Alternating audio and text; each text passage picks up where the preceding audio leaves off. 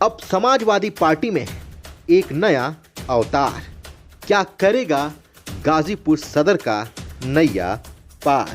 क्या अंसारी परिवार के समीकरण पर होगा विचार?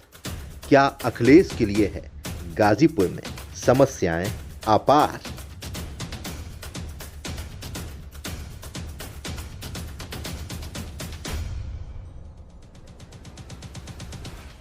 नमस्कार, मैं अभिनेन्द्र। राजनीति की भी अजीब विडंबना है।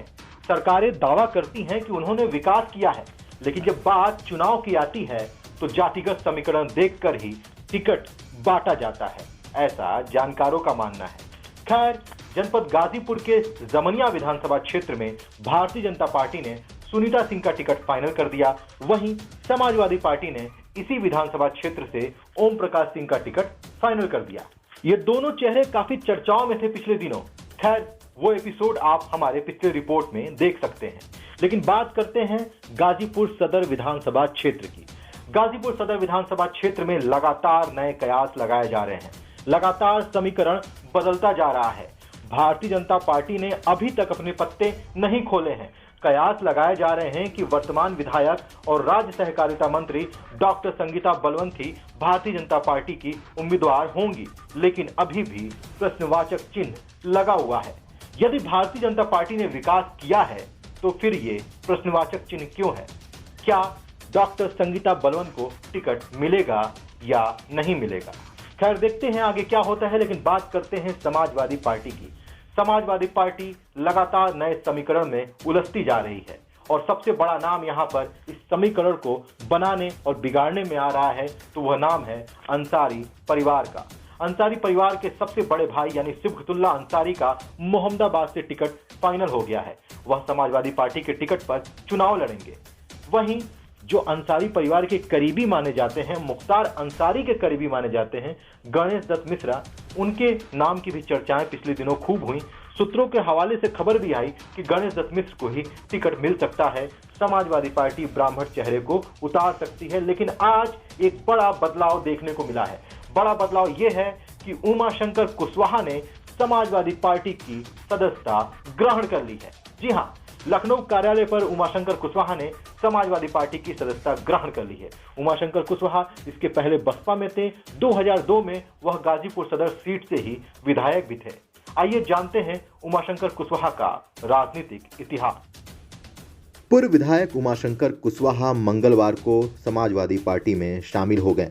वह इससे पहले बहुजन समाज पार्टी में थे। उमाशंकर कुशवाहा उत्तर प्रदेश कोऑपरेटिव बैंक के चेयरमैन भी रह चुके हैं। उमाशंकर कुशवाहा गाजीपुर सदर से 2002 में बहुजन समाज पार्टी के टिकट से ही विधायक चुने गए थे। 2012 में वह बसपा के टिकट से जमनिया से विधायक का चुनाव लड़े, लेकिन हारने के बाद 2013 में उन्होंने समाजवादी पार्टी की सदस्यता ग्रहण कर ली थी। यहाँ से भी उनका मन उबा तो 2017 में उन्होंने भारतीय जनता पार्टी का दामन थाम लिया। अब तीसरी बार फिर दल बदल कर अपने पुराने घर बसपा में जा पहुंचे। 2019 में उन्होंने अफजाल अंसारी के नेतृत्व में बहुजन समाज पार्टी का दामन थाम लिया था। उस वक्त उमाशंकर कुशवाहा ने कहा था कि भाजपा में पिछड़ों का सम्मान नहीं है।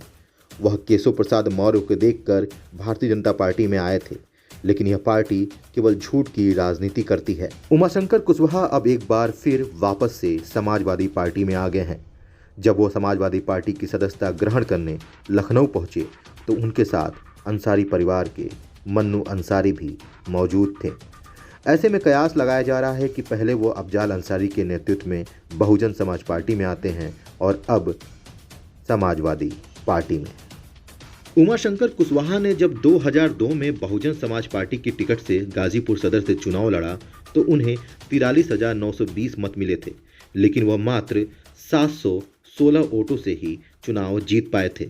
2007 में उन्होंने एक बार फिर अपनी किस्मत आजमाई, लेकिन वह समाजवादी पार्टी के सैयदा शादाब फातिमा से चुनाव हार गए। लेकिन हार का अंतर केवल 1131 मतों का ही था। 2017 में जब उमाशंकर कुशवाहा ने भाजपा का दामन थामा था तो उस समय गाजीपुर सदर विधानसभा क्षेत्र से मैदान में थी भाजपा के टिकट पर डॉक्टर संगीता बलवंत। माहौल बदल चुका था। शायद यही कारण था कि संगीता बलवंत को 92,000 से ज़्यादा मत मिले थे। उस वक्त समाजवादी पार्टी ने गाजीपुर सदर से कुशवाहा समाज से राजेश कुशवाहा को टिकट दिया था। राजेश कुशवाहा को 59,483 मत मिले थे, लेकिन राजेश कुशवाहा 30,000 से ज्यादा मतों से वह चुनाव हार गए थे। बहुजन समाज पार्टी से मैदान में थे संतोष कुमार यादव, उनको 54,987 मत मिला था। कयास लगाए जा रहे थे कि संतोष कुमार यादव के साथ कुछ यादव भी गए होंगे और कुछ मुस्लिम भी गए होंगे। ईवीएम मशीन में एक बटन नोटा का भी होता है। नोटा का मतलब यह होता है कि आपको इन सभी प्रत्याशियों में कोई पसंद नहीं है, लेकिन जनता को किसी ना किसी प्रत्याशी को तो चुनना ही है। इसलिए जनता नोटा के बटन का कम प्रयोग करते हुए नजर आती है, जैसा कि पिछला आंकड़ा कहता है। खैर, जनता प्रत्याशियों को चुनती है, लेकिन क्या जनता प्रत्याशियों को चुनने से पहले यह देखती है कि वो प्रत्याशी ने उनके क्षेत्र में विकास किया है या नहीं किया है, या जनता केवल जातिगत समीकरण पर ही प्रत्याशियों का चुनाव करती है? गाजीपुर सदर विधानसभा में करीब 3,60,000 मतदाता हैं, जिसमें से करीब 55,000 बिंद, करीब 50,000 यादव, करीब 36,000 मुसलमान, करीब 30,000 क्षत्रिय, करीब 28,000 ब्राह्मण, करीब 10,000 भूमियार, करीब 10,000 कायस्थ, करीब 6,000 राजभर, करीब 14,000 चौहान, करीब 15,000 मुसहर, करीब 25,000 कुम्हार और बनिया और करीब 50,000 अन्य जातियां हैं। चर्चाओं का बाजार गर्म है कि गाजीपुर सदर विधानसभा सीट में अंसारी परिवार का फार्मूला काम करेगा, लेकिन अंसारी परिवार का फार्मूला कितना काम करेगा यह तो भविष्य बताएगा। जिस तरह से उमाशंकर कुशवाहा लखनऊ समाजवादी पार्टी कार्यालय में सदस्यता ग्रहण करने पहुंचे और उनके साथ मौजूद थे मन्नू अंसारी, ऐसे में कयास लगाए जा रहे हैं कि कहीं ना कहीं अंसारी परिवार का कोई करीबी ही चुनावी मैदान में आ सकता है। अब पार्टियां माने या ना माने, पार्टियों के नेता माने या ना माने, ये तो मानना पड़ेगा कि वो टिकट जातिगत समीकरण को देखकर ही देते हैं। खैर, देखते हैं विधानसभा चुनाव में आगे क्या होता है। तब तक आप देखते रहिए एबीटी न्यूज। धन्यवाद।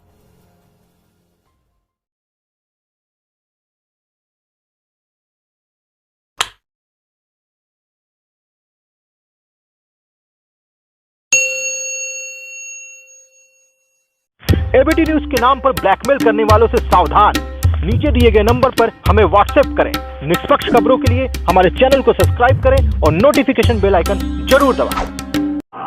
यदि एबीटी न्यूज की खबरों को देखकर आपको ऐसा प्रतीत होता है कि हम जन समस्याओं को उठाते हैं, हम आपको सही खबरें दिखाते हैं, निष्पक्ष खबरें दिखाते हैं, सच्चाई दिखाते हैं, तो हमारे चैनल को सब्सक्राइब जरूर करें और इस वीडियो को शेयर करें, ताकि ज़्यादा से ज़्यादा लोग इस वीडियो को देख सकें और जागरूक बन सकें। और अगर अच्छा लगे तो लाइक तो जरूर करें।